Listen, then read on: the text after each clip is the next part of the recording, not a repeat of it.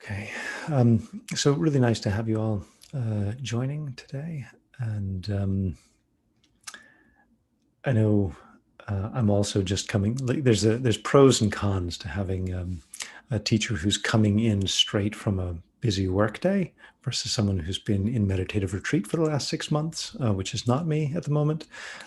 So, as I said to Jill just earlier, I'm also thrilled to have a meditation now as well. So, I wanted to talk tonight about learning from our own mind, which is a funky kind of thing. Learning from our own mind. Normally, you think well, you have to have somebody else to learn from, and obviously, you kind of do. But there's a surprising amount that we can learn and need to learn and are learning from our own mind and also from our own body. So that was what I wanted to dive into. So why don't we begin as usual just by resetting with some meditation and taking this opportunity to just begin to center and learn from our own body to begin with. So as usual, we start just finding a comfortable position. We take a deep breath in and out.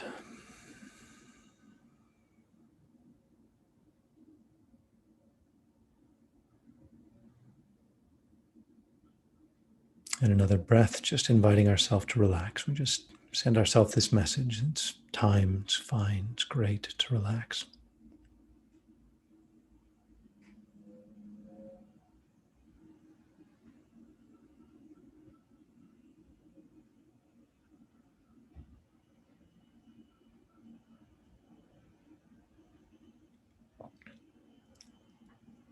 And then a third breath, we just ask ourselves, what is important now?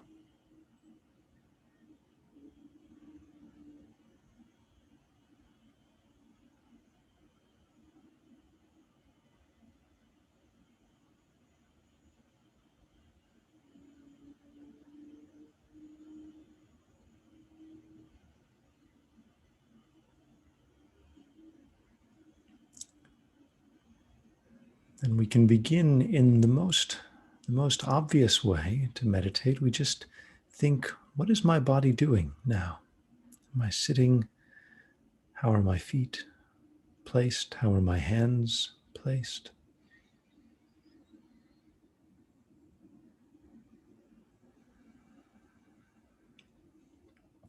If it helps, we can become aware of our environment. What are we sitting on? What's the room around us look like?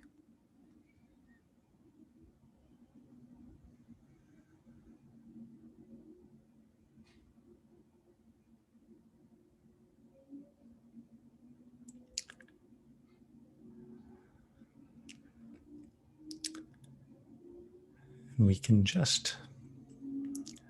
can recognize how we're often on autopilot. We are sitting, but not quite recognizing consciously that we're sitting. We're doing things, but not necessarily recognizing consciously that we're doing things.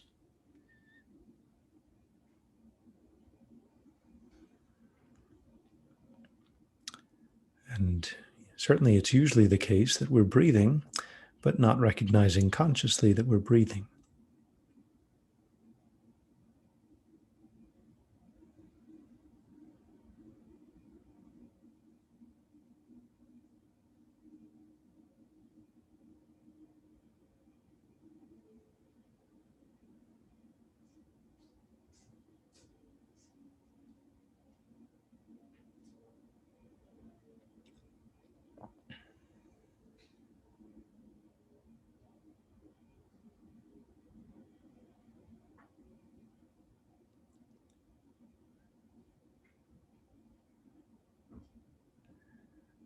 When we're bringing our attention to our body in this way, it is as if we are giving our mind a project, giving our mind something, a burden, even to something to think about, to weigh it down, to ground it so it doesn't fly off into some other thoughts.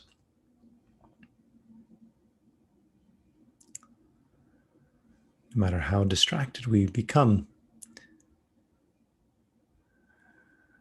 our body is always right here, tying us down, grounding us. When we bring it consciously to mind, we are grounding our consciousness, grounding our mind.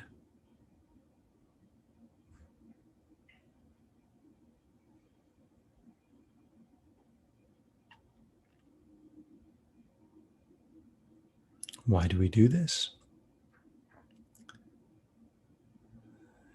One reason is to begin to learn about how much is unconscious in what we do, how much even tension, stress are we holding unconsciously? How much are our reactions unconscious?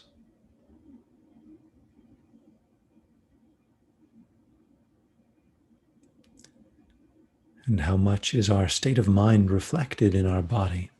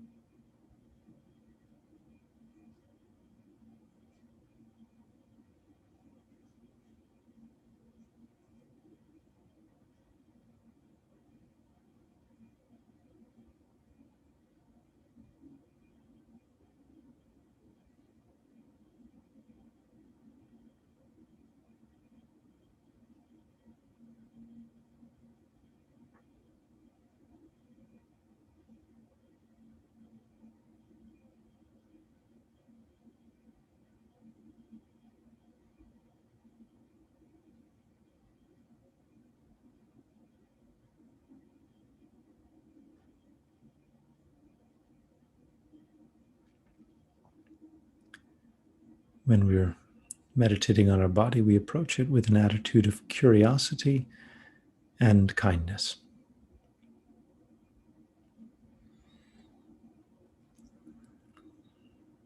If we notice ourselves straining, we just relax.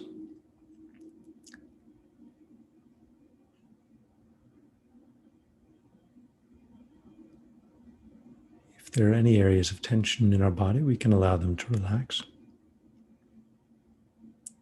But mostly we're just very curious.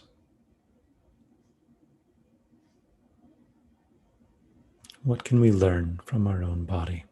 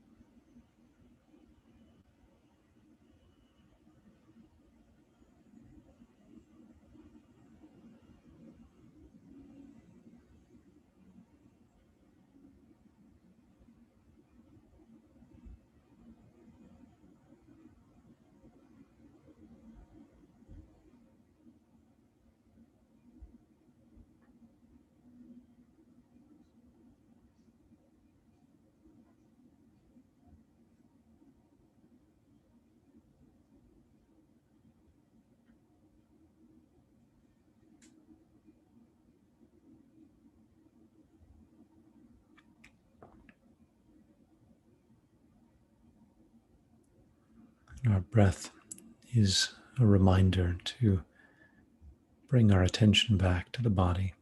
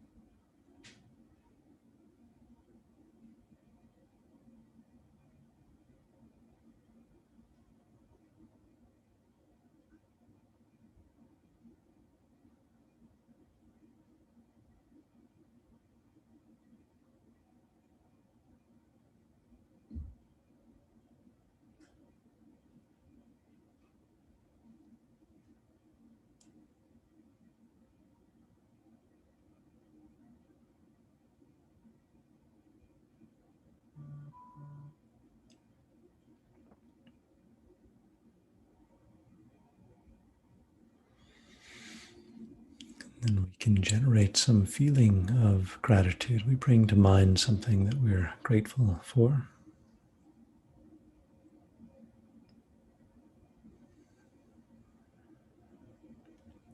We just notice, where do we feel that gratitude in our body? If we can.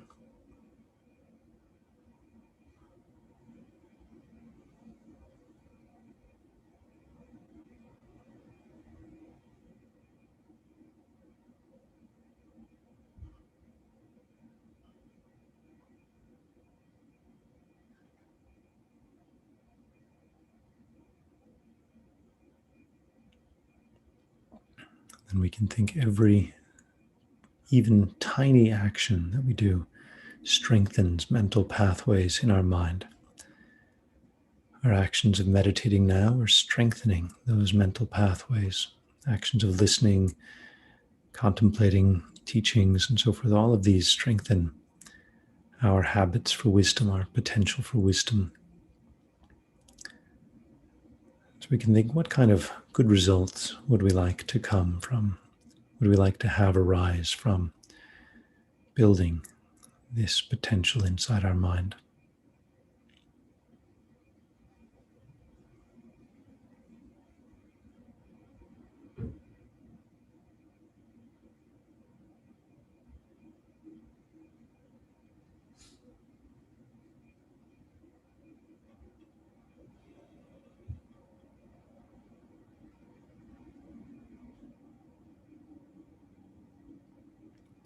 And then we can open our eyes and arise from our meditation.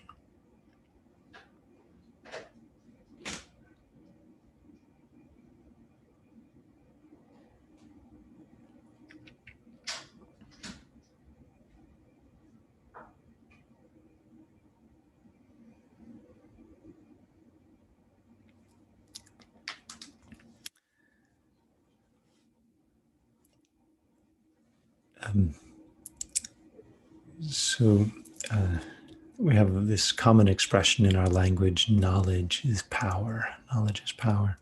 The expression is interesting in a couple of ways, right? One, it just means, oh, knowledge is really important. If you have knowledge, that gives you a power and so forth.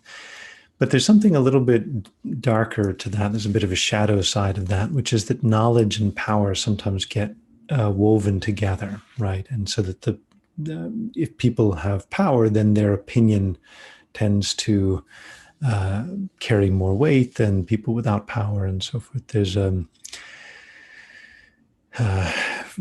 term, I think it's a Silicon Valley thing, where people make decisions about what to do, product decisions or whatever, using the HIPPO method. The HIPPO method stands for highest paid person's opinion.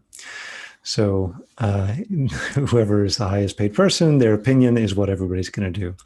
So, and even from the time we go to school, right, there's the power differential between our parents and us and teachers and us. And so sometimes we use like a little bit of force and strength when we're trying to get a point across. And so sometimes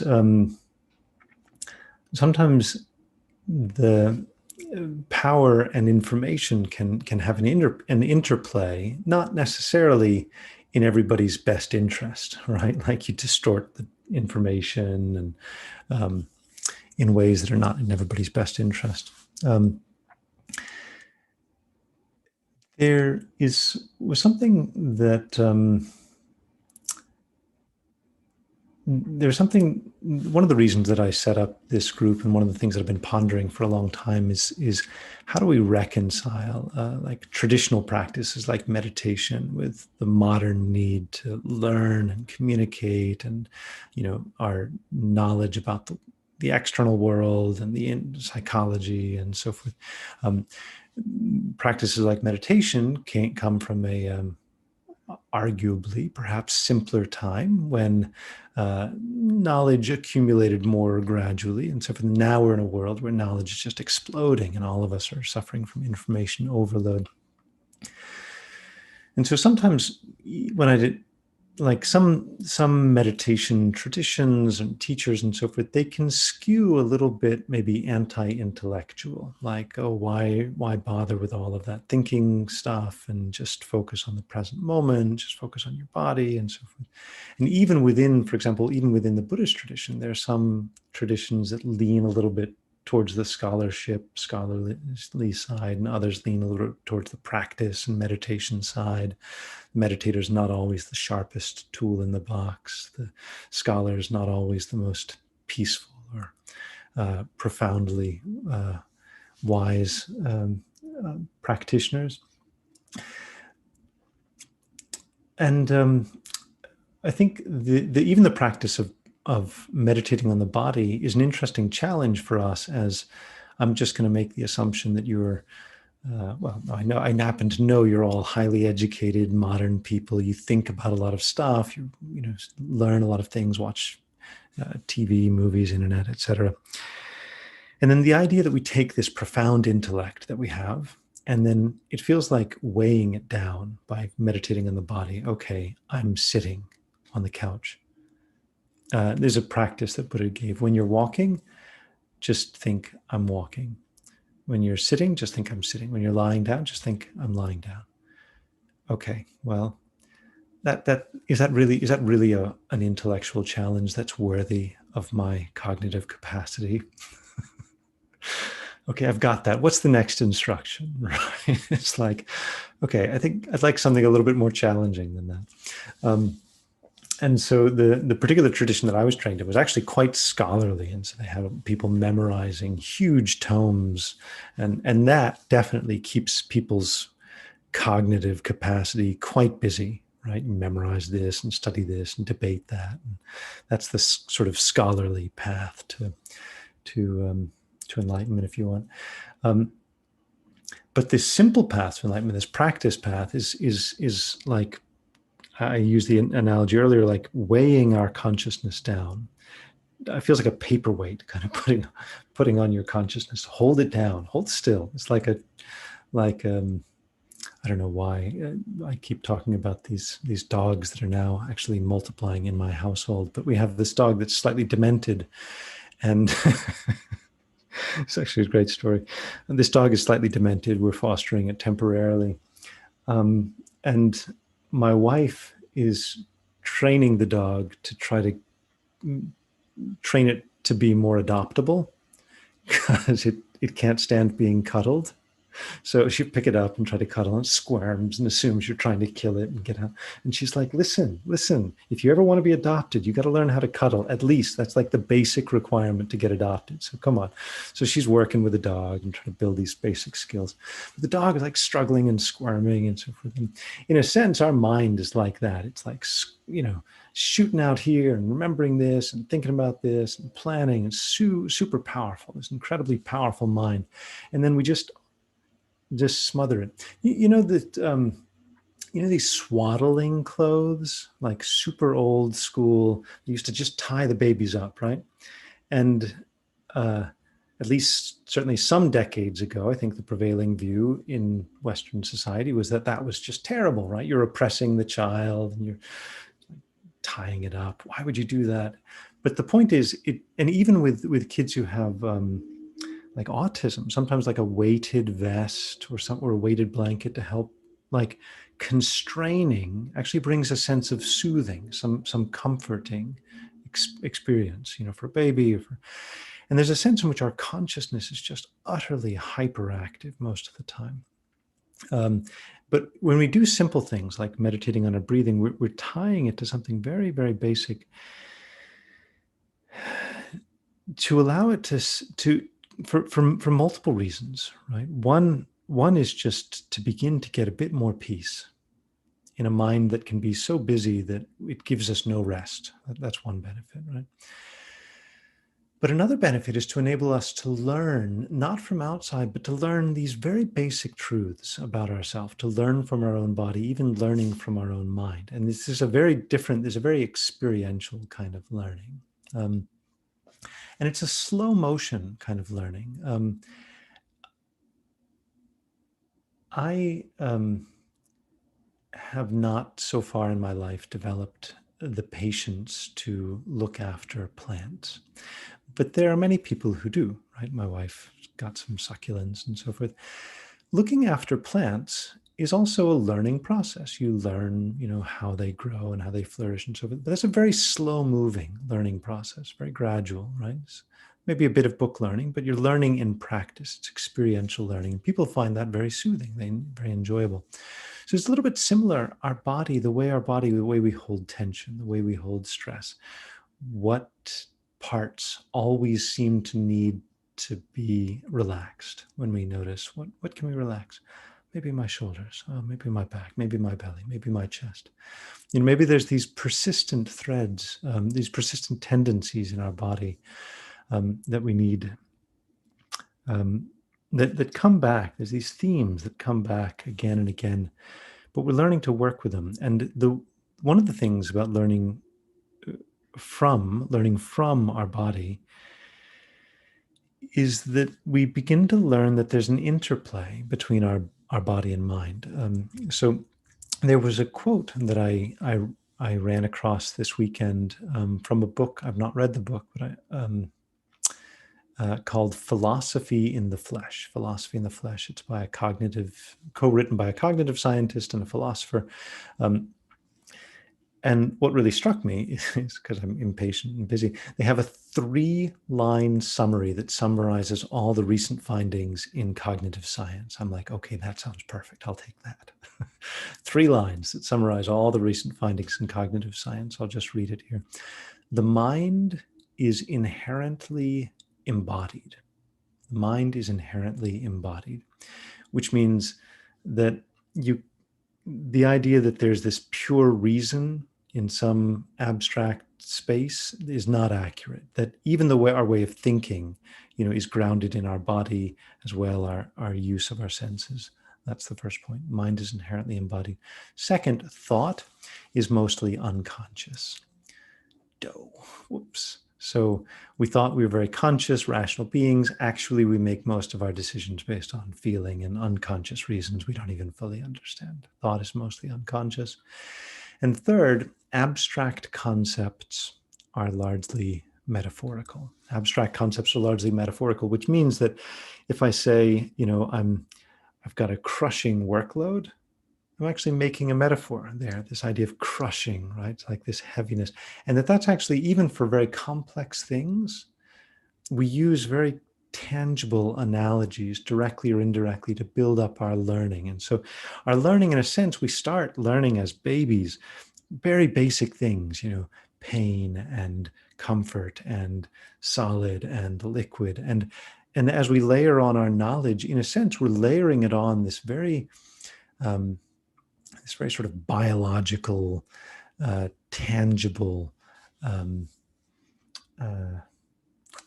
operating system, if you will, right? Like think of us as a being that understands things like food and danger and pain and so forth. And then we layer everything else on top of that.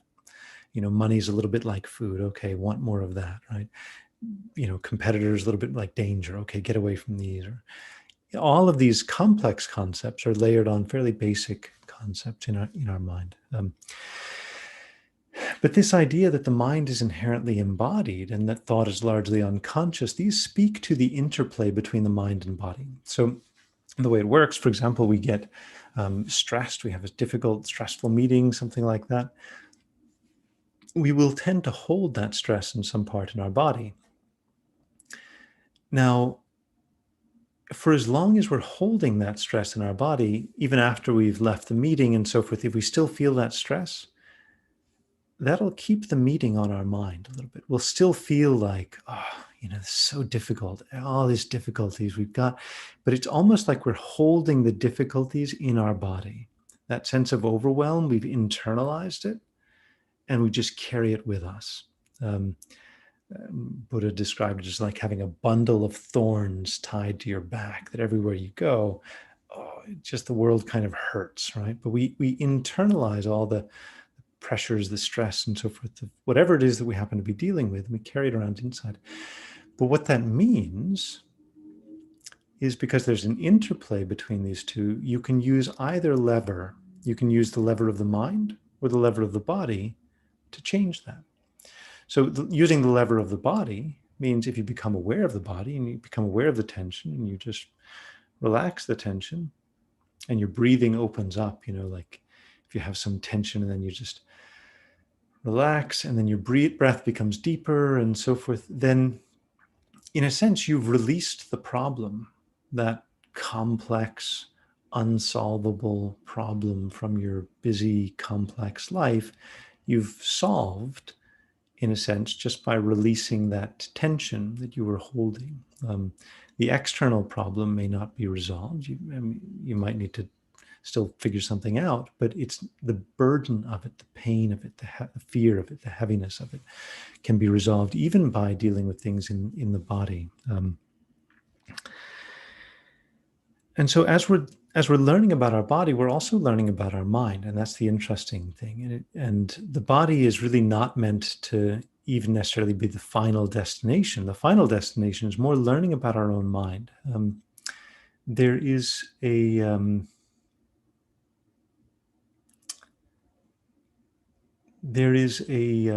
holiday in India sometime in the fall called Guru Purnima, which is a celebration or an honoring of one's teachers, gurus. Guru, Sanskrit word, means like spiritual guide or means like authority. Comes from the same root word as gravity, means like a authority or heavy. There's that metaphor again. So Guru Purnima is on that day, you reach out to teachers who have helped, inspired, taught you, changed your life, influenced your life, and so forth, and thank them. Very simple. And so on that day, I worked very closely with the development team in India, and then I didn't really know what was going on at first, but on that day, a few years back, a few of them would send me text messages. So thank you, thank you for being such a good teacher about, development stuff or whatever. And I was like, oh, that's nice. And, it's gratifying as a teacher. But it speaks to a deep respect for teachers. Like back in the old days in the West, you're supposed to come in and put an apple on the teacher's desk as a sign of respect. I don't know. They must have had small classrooms, otherwise just piles of apples on this desk every day. But the idea of respecting a teacher, the point of that is that it helps you to actually listen to what they say, which helps you to actually learn. Because as I said before, this dynamic between sort of power and information flow, we tend to listen to people we like. We tend to not listen to people we don't like. And so this is another one of these things where there's an interplay. If you want to learn a subject better, try to find a teacher who's teaching that subject that you like, right? Whatever that subject is. Now, there's also a meditation, or in fact, almost all of the final, the most profound, the deepest meditations that I was taught in the Buddhist tradition. They go something like this, beginning by imagining a teacher outside of yourself and doing, developing respect for the teacher and wish to practice the teachings and so forth. And then at the end, bringing that teacher into your heart and imagining they're mixing with your mind. And it's an interesting, there's lots of meanings and so forth, but one fundamental meaning is that the idea of mixing a teacher with your mind. Mixing, it said, like mixing water with water. When you mix water with water, you can't unmix them later, right? Once you mix one glass of water with another glass of water, you can't unmix them. They're mixed. So if you mix your teacher with your mind, what in a sense you're saying is the teacher and the mind are inseparable, which means at some point, the teacher that we can carry with us all the time is our own mind. And that even within our own mind, we can learn stuff. And if you're like me, and I just generate the thought, okay, I'm sitting on a couch. There's part of my mind that says, oh, right, I'm sitting on a couch. Yes, I am. And this like blindingly obvious realization, um, just a very basic teaching, but it's because my conscious mind wasn't on that, and I'm connecting my conscious mind with a reality. So with my physical reality, in the same way, our mind is a teacher, um, where we can notice these very, very basic things. This is anger. This is anger in my mind. This is craving, right? This is peace. This is happy. Oh, this is what it feels like to be exhausted. Oh, this is what it feels like to be joyful, right? And in a sense, it's very, very basic and very obvious, but this is what's referred to as mindfulness. It's just this very basic, like bringing your mind back to these basic things that are going on inside you. Um, and even these classes, for example, like from one point of view, um, the purpose of these classes is just a placeholder to remind you periodically to meditate. And it's like it's just conveniently placed here as a reminder. Oh yes, yes, that's right. I'm supposed to meditate. And so often the role of a teacher is just to remind you of something. And even our mind, well, this is the purpose of mindfulness as well, just to remind ourselves to notice consciously what's actually going on. And that even very basic things we can learn from within our own mind. And eventually our mind becomes our greatest teacher. Like just noticing the flow of our mind on some, transpersonal level, on some, I'll use the word again, cosmic level. What's going on inside our mind is not fundamentally different from what's going on inside the minds of others. And so in some very deep way, if you really, really get to know your own mind, in a sense, you've gotten to know everybody's mind. Like it's just the way minds work, right? When you're tired, then you feel unhappy about having to do something, and then you tend to blame your unhappiness on the search situation of the people around you. Well, that's what my mind does. Well, that's what everybody's mind does. So it's like this baby, when they start crying and the mom knows, oh, it's just because they're tired. Well, that's a funny reaction to being tired. Like, well, that's a funny reaction to being tired. Why would you cry if you're tired? Well, the funny thing is we do the same thing. It's like, I'm sleep deprived, so I don't feel enthusiastic about expending energy on the things I used to. And so then I think, oh, all of these things I have to do, they're all terrible, right? And I start blaming, like, oh, this is terrible and this is terrible. I start complaining about everything. It's the same as a baby who's tired, right? Just get some good night's sleep, right? And so you learn these basic things about your own mind. And then in a sense, you're learning this is profound wisdom, right? This is useful stuff. It's like it takes a parent a little while to learn that, oh, the baby was just tired. That's why they're crying. That's actually good learning that a parent does. So we learn the same things about ourselves and others, using our mind as a teacher. Okay, that was hopefully that is useful for you to contemplate. So what we can do now in conclusion is just to bring our attention back inside again, and we can bring our attention into our body, but then also start to notice the things within our own mind that we can learn from. So again, we just take a deep breath in and out to reset.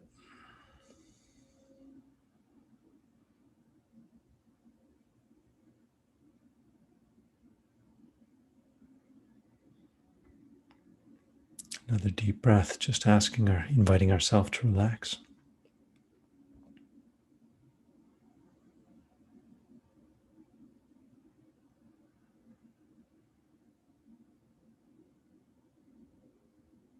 And just as we can notice basic things about our body, like how we're sitting.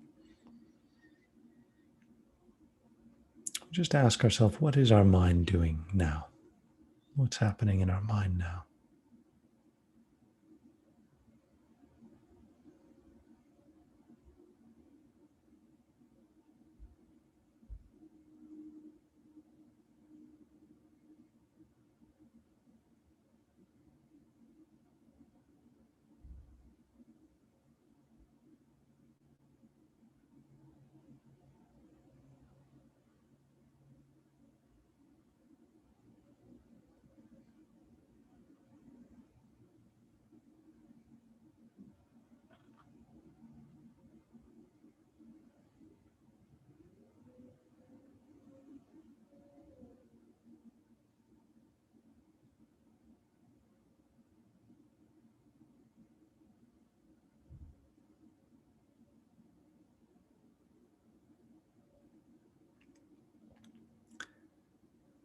We can think our mind is our greatest teacher if we learn how to learn from our mind.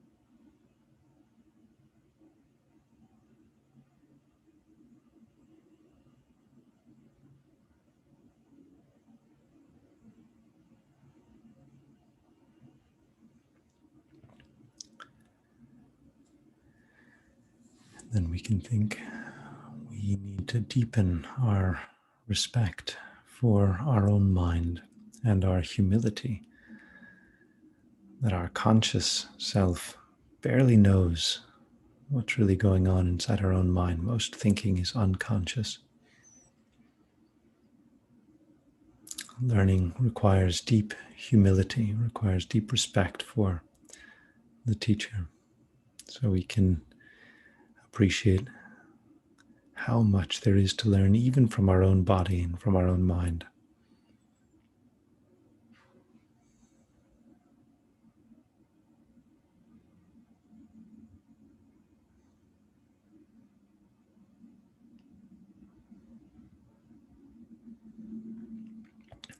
Whenever we notice something unflattering in our mind,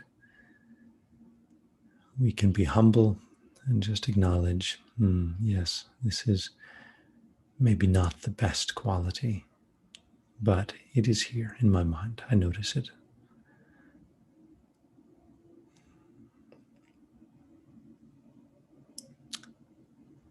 We can even, in this way, we can even have respect for our own faults and distractions and confusion, laziness, whatever we're noticing. We can have respect for all of these things. These are all teachers showing me what's happening inside the mind.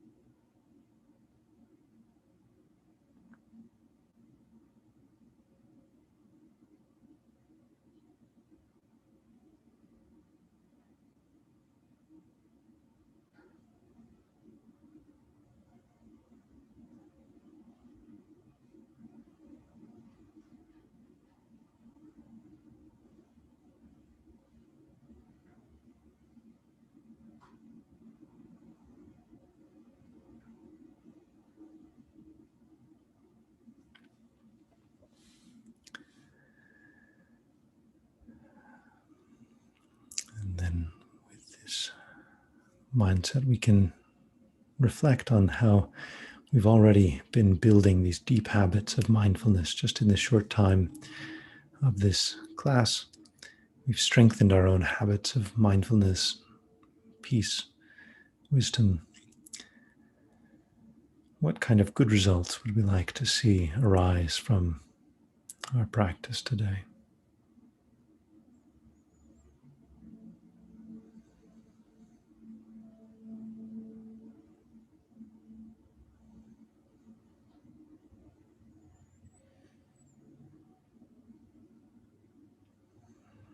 And then we can open our eyes and arise from meditation.